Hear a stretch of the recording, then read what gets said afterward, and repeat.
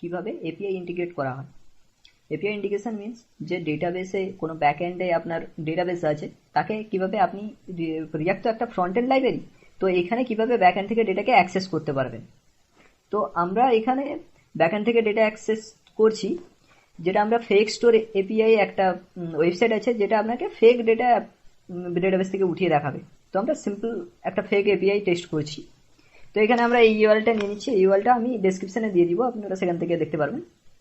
তো আমরা ইউআরএলটা কপি করে নিচ্ছি। এই ইউআরএলটা কি করবে, এই যে ইউআরএলটা যেটা নিলাম কপি করে, এটা কি করবে, 5টা প্রোডাক্টের ডেটা আমাকে রিটার্ন করবে এই ইউআরএলটা, কারণ আমরা এখানে লিমিট দিয়েছি 5, তো লিমিটে 5টা এপিআই ডেটা আমাকে রিটার্ন করবে প্রোডাক্টের ডেটা। তো এটাকে এখানে আমরা তাহলে আমরা অ্যাপ কম্পোনেন্টে কাজ করছি, তো আমরা এখানে সিম্পল একটা ফাংশন লিখবো যে get data from API, simple একটা const function, arrow function.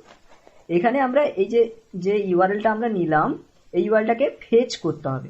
Fetch আপনি অনেক রকম ওয়ে আছে করতে পারেন, তো সেখানে একটা রকম ওয়েতে আমরা করছি যেটা হচ্ছে ফেচ, নর্মাল ফেচ মেথড। জাভাস্ক্রিপ্টের ফেচ মেথড আছে। ফেচ মেথড কি করে, যে এটা একটা ফাংশন, এর ভিতরে যদি আপনি কোনো ইউআরএল দেন, তো সেই ইউআরএল থেকে, মানে এই ইউআরএলটা 5টা ডেটা তো ব্যাক করবে, তো সেই 5টা ডেটাকে ফেচ মেথড রিটার্ন ব্যাক করিয়ে নেবে।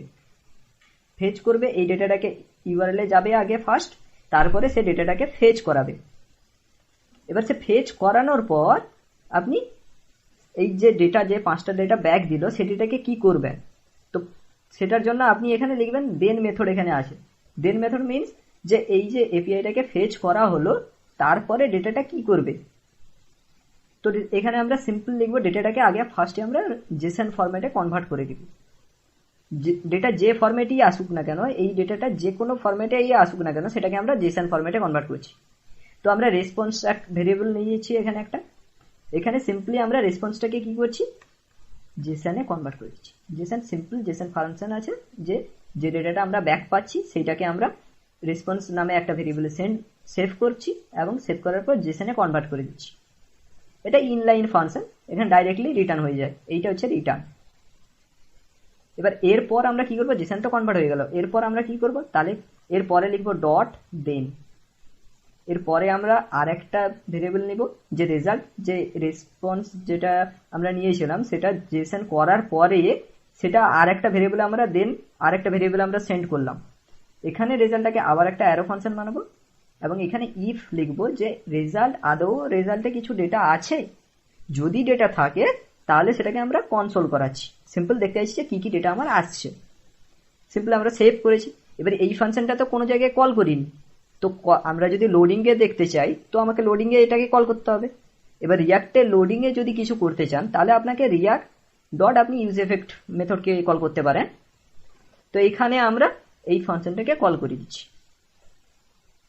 ফাংশনটাকে কল করেছি, এবং আমরা চাইছি যে এই ফাংশনটা একবারই এপিআই কল করবে, যে একবারই এই এপিআইটাকে কল করবে, মাল্টিপল টাইম কল করার দরকার নেই। তো আমরা ডিপেন্ডেন্সি সেহেতু আমরা ডিপেন্ডেন্সি 0 দিয়ে দিয়েছি। তো আমরা সেভ করেছি, এখানে দেখবো আমাদের রিয়াক্ট অ্যাপ রান হচ্ছে। তো এখানে দেখুন রিয়াক্ট অ্যাপটাকে যখন আমরা রিলোড করব, রিলোড করলে সে একটা ডেটা ব্যাক দিয়েছে। দেখুন 5টা এপিআই থেকে যে ডেটাগুলো 5টা পেয়েছে, সেই ডেটাগুলো ব্যাক দিয়েছে। এই ডেটাটা হচ্ছে একটা অ্যারে, একটা অ্যারের ভিতরে 5টা অবজেক্ট আছে, সেখানে সেই রকম ভাবে আপনাকে এখানে 0 পজিশনে একটা অবজেক্ট, 1 পজিশনে একটা অবজেক্ট, এরকম অবজেক্ট আছে। এবার অবজেক্টের ভিতরে কি আছে, যে ক্যাটাগরি আছে, ডেসক্রিপশন আছে, আইডি আছে, ইমেজ আছে, প্রাইস আছে, রেটিং একটা আবার এক্সট্রা অবজেক্ট একটা আছে, রেটিং এর ভিতরে আবার কাউন্ট আছে, রেট আছে, এবং টাইটেল আছে। এবারে এইগুলাকে ইউজ করে আমরা একটা কার্ড ভিউতে প্রোডাক্টগুলোকে দেখাবো পরপর, যে 5টা প্রোডাক্ট এসছে, 5টা প্রোডাক্টকে পরপর 5টাতে দেখাবো আমরা কার্ডে। তো আমরা একটা সিম্পল একটা কার্ড বানিয়ে রেখেছি, বুটস্ট্র্যাপকে ইউজ করে একটা কার্ড বানিয়ে রেখেছি। এখানে কার্ডে আমরা প্রপসে, এই যে কার্ড একটা, তো এটা একটা কম্পোনেন্ট মানে একটা ফাংশন।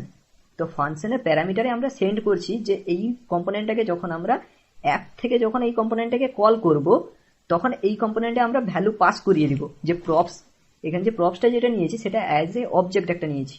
তো এখানে আমরা যখন ইমেজে সোর্সে ইমেজ দিচ্ছি, তো আমরা লিখেছি কি props dot data dot image. Data dot image মানে এইখানে যে অবজেক্টগুলো আমাদেরকে ব্যাক দিচ্ছে, সেই অবজেক্টগুলোকে আমরা এই ইমেজটাকে দেখাতে চাইছি।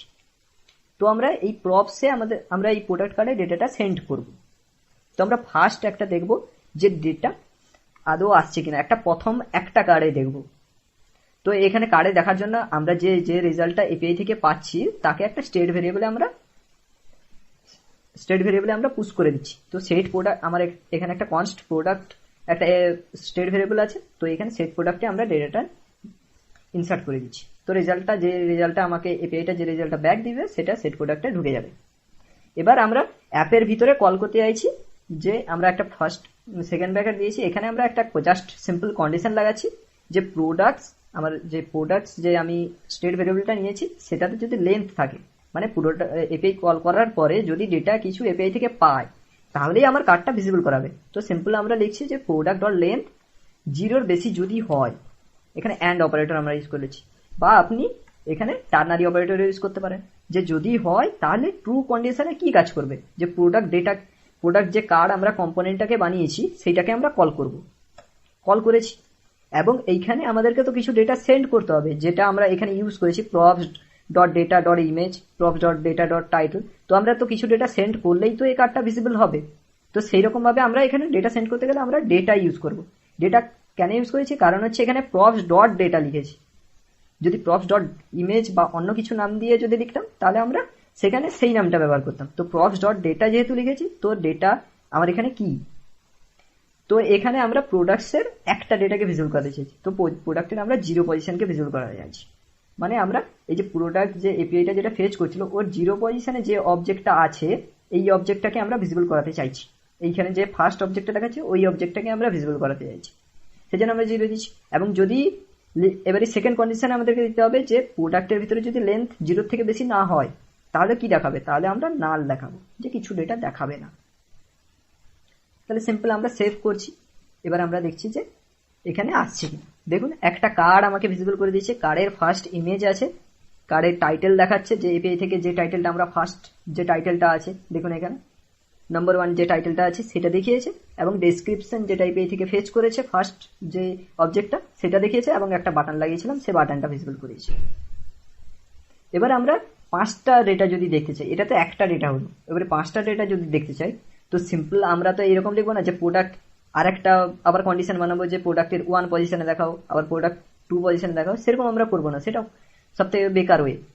তো আমরা সিম্পল করবো প্রোডাক্টস, যে এই যে প্রোডাক্টসটা যেটা এটা তো আমার একটা অ্যারে, তো অ্যারেকে আমরা ম্যাপ চালাবো, ম্যাপ ফাংশন যে এসে আছে অ্যারের একটা ম্যাপ ফাংশন আছে, তো ম্যাপ ফাংশনকে এখানে বেসিক্যালি ইউজ করব। তো প্রোডাক্টস ডট আমরা ম্যাপ করব। এবার ম্যাপ ফাংশন আপনাকে কল ব্যাকে কি দিবে, যে আপনি কোন এলিমেন্ট নিতে চাইছেন। এলিমেন্ট মানে যে আমরা যে এই যে অ্যারের উপরে ম্যাপ চালাতে চাইছি, এবারে ম্যাপে আমরা কি করবো, যে একটা অবজেক্টকে প্রথমে বের করাবো এবং সেটাকে এই প্রোডাক্ট কার্ডে ভিজিবল করাবো পরপর। তো আমরা এখানে এলএম একটা অবজেক্ট নিচ্ছি, ম্যাপের ভিতরে একটা কলব্যাক ফাংশনে এলএম নিয়েছি যেটা আমরা অবজেক্ট দিবে, এবং এখানে ইন্ডেক্স হিসাবে একটা ইন্ডেক্স নিচ্ছি যে আমাকে ইন্ডেক্সটা রিটার্ন করবে। এখানে অ্যারো ফাংশন দিচ্ছি এবং সেকেন্ড ব্র্যাকেটে ওপেন করছি। এবার ম্যাপ কি করে, ম্যাপ সবসময় রিটার্ন করবে, ম্যাপের ভিতরে যখনই কিছু লেখা হবে সে রিটার্ন করতেই হবে, ম্যাপ সবসময় রিটার্ন করাবে। তো আমরা এখানে রিটার্ন লিখবো, রিটার্নের ভিতরে আমি কি করবো, এই যে প্রোডাক্ট কার্ড যে কম্পোনেন্টটা সেই কম্পোনেন্টটাকে এখানে কল করব। এবারে প্রোডাক্ট কার্ডের ভিতরে আমাকে ডেটা পাঠাতে হবে। এবার ম্যাপ কি করবে, যখন এই প্রোডাক্টে ধরুন 5টা, প্রথম আমরা তো 5টা ডেটা নিয়েছি, তো 5টা ডেটা যদি ম্যাপে থাকে তো ম্যাপ ফার্স্ট টাইম যখন ঘুরবে তখন ফার্স্ট টাইমে কি করবে, সে প্রথম অবজেক্টটা রিটার্ন করবে।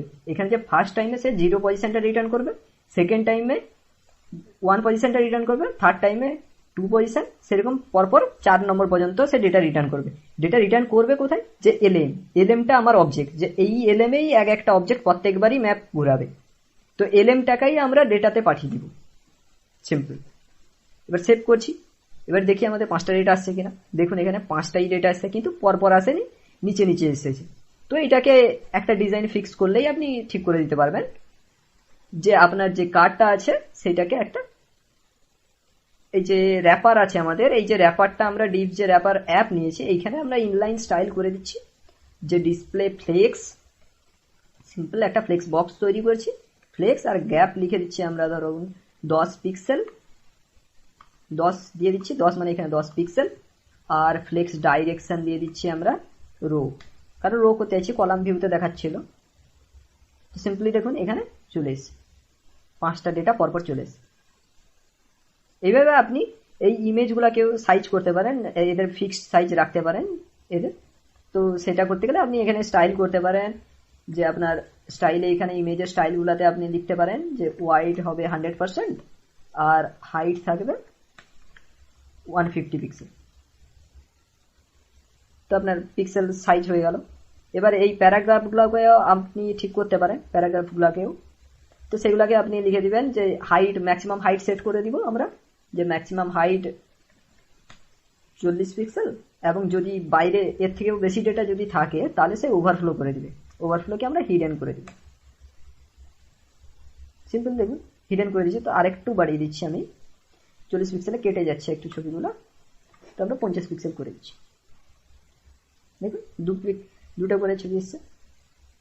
এবার এই যে টাইটেলগুলো, এখানে একটা বড় টাইটেল আছে, এখানে ছোট ছোট আছে। এক লাইনের আমরা টাইটেলকে ধরুন এক লাইন করে দিয়েছি যাতে কার্ডগুলো দেখতে একটু ভালো হয়। তো আমরা এখানে স্টাইল লিখব। এক লাইনে যদি করতে চাই তাহলে এখানে লিখবেন ফার্স্ট হোয়াইট স্পেস,